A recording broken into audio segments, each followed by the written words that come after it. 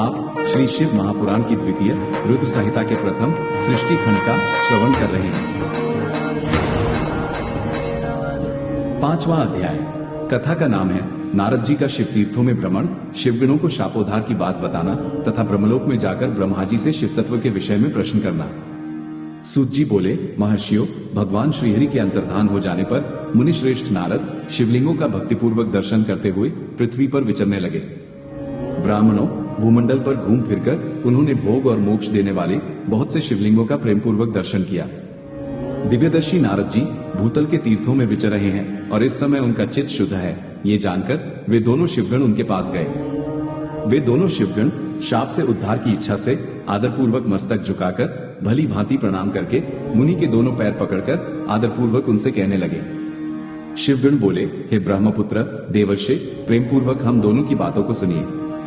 वास्तव में हम दोनों ही आपका अपराध करने वाले हैं, ब्राह्मण नहीं हैं। हे मुने, हे विप्र, आपका अपराध करने वाले हम दोनों शिव के गण हैं। राजकुमारी श्रीमती के स्वयंवर में आपका चित्त माया से मोहित हो रहा था। उस समय परमेश्वर की प्रेरणा से आपने हम दोनों को शाप दे दिया। वहां कुछ समय जानकर हमने चुप रह जाना ही अपनी जीवन रक्षा का उपाय समझा। इसमें किसी का दोष नहीं है, हमें अपने कर्म का ही फल प्राप्त हुआ है। प्रभु, अब आप प्रसन्न होइए और हम दोनों पर अनुग्रह कीजिए। सूत जी बोले, उन दोनों गणों के द्वारा भक्तिपूर्वक कहे गए वचनों को सुनकर पश्चाताप करते हुए देवर्षि नारद प्रेमपूर्वक कहने लगे।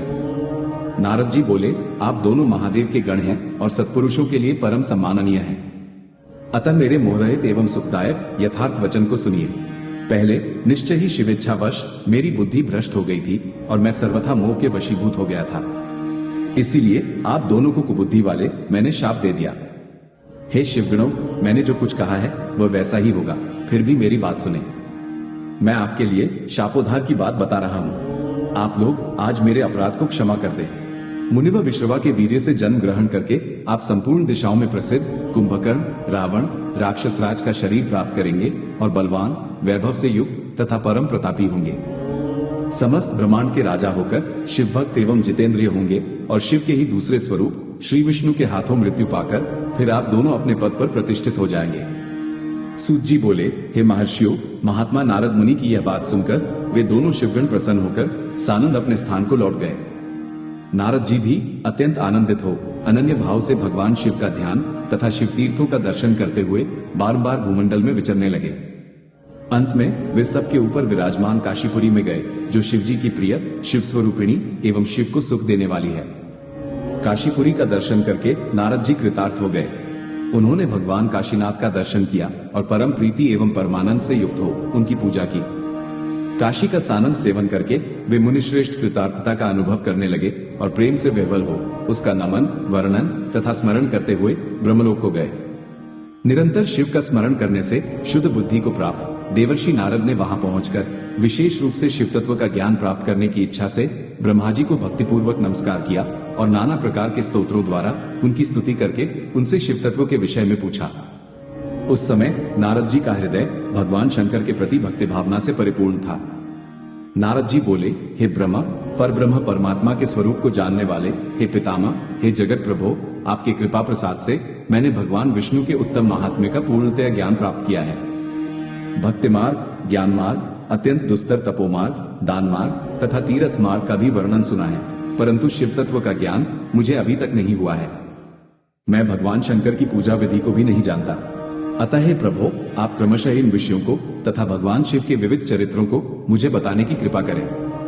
हे तात, शिव तो निर्गुण होते हुए भी सगुण है। ये कैसे संभव है? शिव की माया से मोहित होने के कारण मैं शिव के तत्व को नहीं जान पा रहा हूं। सृष्टि के पूर्व भगवान शंकर किस स्वरूप से अवस्थित रहते हैं और सृष्टि के मध्य में कैसी क्रीड़ा करते हुए स्थित रहते हैं? सृष्टि के अंत में वे देव महेश्वर किस प्रकार से रहते हैं और संसार का कल्याण करने वाले वे सदाशिव किस प्रकार प्रसन्न रहते हैं? हे विधाता, वे संतुष्ट होकर अपने भक्तों और अन्य लोगों को कैसा फल देते हैं, वो सब हमें बताएं। मैंने सुना है कि वे भगवान तत्काल प्रसन्न हो जाते हैं। परम दयालु वे भक्त के कष्ट को नहीं देख पाते हैं। ब्रह्मा, विष्णु और महेश ये तीनों देव शिव के ही अंश हैं। महेश उनमें पूर्ण अंश हैं और स्वयं में वे परात्पर शिव हैं। आप उन महेश्वर शिव के आविर्भाव एवं उनके चरित्र को विशेष रूप से कहें। हे प्रभु, इस कथा के साथ ही उमा पार्वती के आविर्भाव और उनके विवाह की भी चर्चा करें। उनके गृहस्थ आश्रम और उस आश्रम में की गई विशिष्ट लीलाओं का वर्णन करें। हे निष्पाप, इन सब कथाओं के साथ अन्य जो कहने योग्य बातें हैं उनका भी वर्णन करें। हे प्रजानाथ, उन शिव और शिवा के आविर्भाव एवं विवाह का प्रसंग विशेष रूप से कहें तथा कार्तिकेय के जन्म की कथा भी मुझे सुनाएं।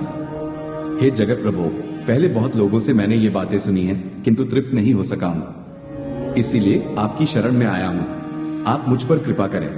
अपने पुत्र नारद की यह बात सुनकर लोक पितामह ब्रह्मा वहां इस प्रकार कहने लगे। इस प्रकार श्री शिव महापुराण के अंतर्गत द्वितीय रुद्र संहिता के सृष्टि खंड में नारद प्रश्न वर्णन नामक 5वां अध्याय पूर्ण हुआ।